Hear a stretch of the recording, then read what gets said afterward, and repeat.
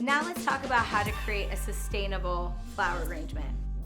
We know the floral foam has been around for such a long time. However, it's not the best for our environment. So some other alternatives for sustainable arrangements are the floral tape. You can actually create a nice base to really hold the florals in. Also, another tip that I use quite frequently is the chicken wire. You can find this at any of your home improvement stores, and you put the chicken wire into the base itself, and your florals go in it and it'll stand up sturdy. So using the tape or the chicken wire are two great options. They're great for the environment. You can reuse many times over and over.